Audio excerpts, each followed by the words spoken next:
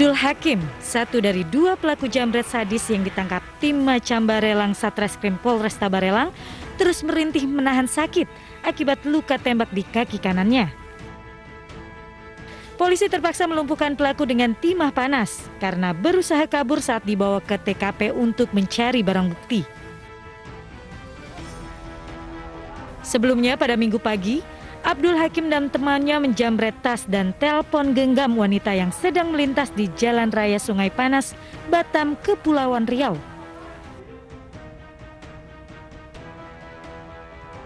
Saat mencoba mengejar pelaku, naas motor yang dikendarai Lilis bersama Ervina dan Tita oleng dan menabrak trotoar. Lilis terlempar ke pohon dan langsung meninggal di tempat, sedangkan Tita mengalami luka berat dan dalam kondisi kritis. Korban pulang dari tempat kerjanya, itu berboncengan 3 orang.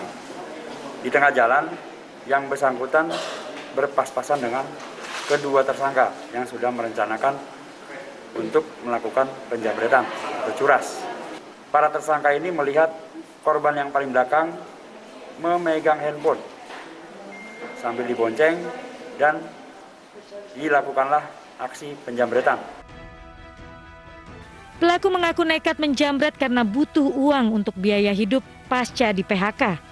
Ia juga mengaku telah melakukan penjambretan sebanyak 2 kali. Udah berapa kali kau ini? 2 kali, Kak. 2 kali? Tuh handphone kau jual atau kau apain? 1 dipakai, kawan itu, Kak. 1 jual, Kak. Berapa dapat duit? 700, Kak. Kejahatan serupa sering terjadi di Batam, Kepulauan Riau. Biasanya pelaku mengikuti korban dan di tempat sepi pelaku langsung melancarkan aksi penjambretan. Kasus kaburnya selegram Rahel Fenya dari karantina Wisma Atlet memasuki babak baru.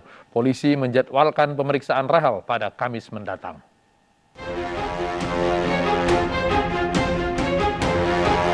Aksi selebgram Rahel Fenya yang kabur dari karantina setelah pulang dari Amerika berbuntut panjang. Setelah sebelumnya berujung penonaktifan anggota TNI yang membantu dirinya meninggalkan karantina, kini kasus yang menimpa Rahel Fenya berlanjut.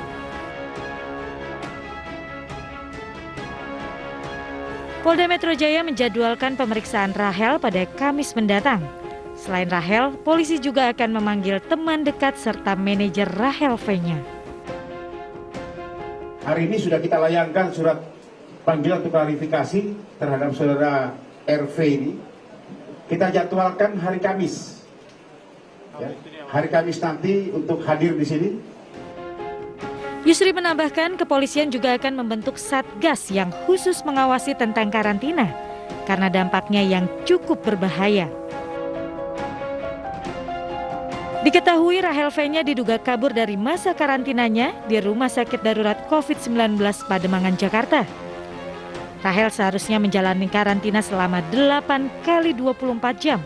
Namun dirinya disebut-sebut hanya dikarantina selama 3 hari. Ia juga diduga telah menyalahi peraturan karena RSDC Pademangan hanya diperuntukkan untuk karantina pekerja migran Indonesia dan mahasiswa yang selesai pendidikan dari luar negeri.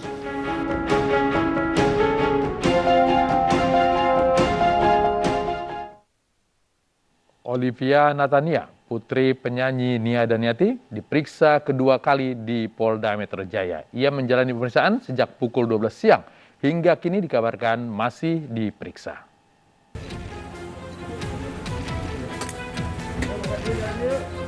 Olivia Natania mendatangi Polda Metro Jaya untuk menjalani pemeriksaan terkait laporan dugaan penipuan perekrutan CPNS.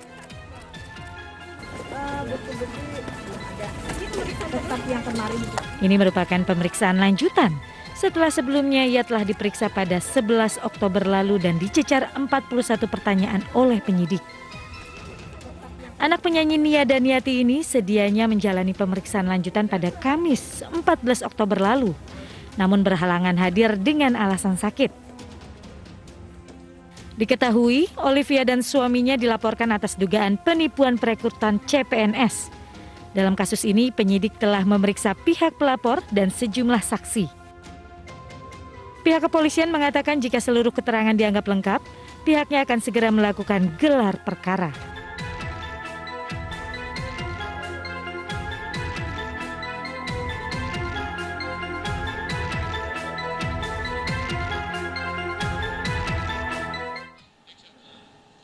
Dua anggota polisi yang menjadi terdakwa kasus pembunuhan anggota Laskar FPI mulai diadili. Keduanya didakwa melakukan penganiayaan yang mengakibatkan kematian 4 anggota Laskar FPI.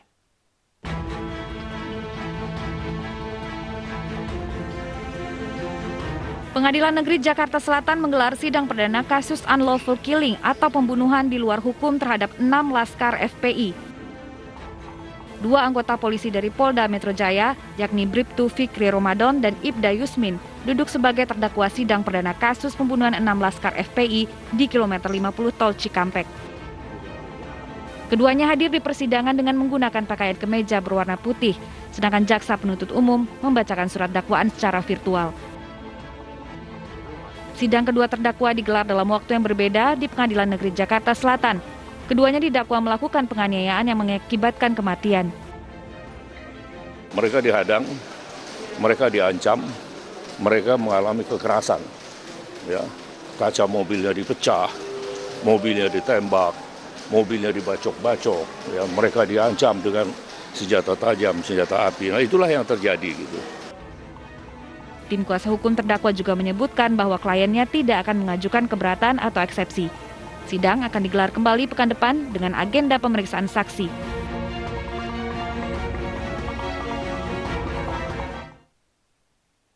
Potongan tangan ditemukan warga setelah menangkap seekor buaya muara di Bangka Belitung. Kami segera kembali.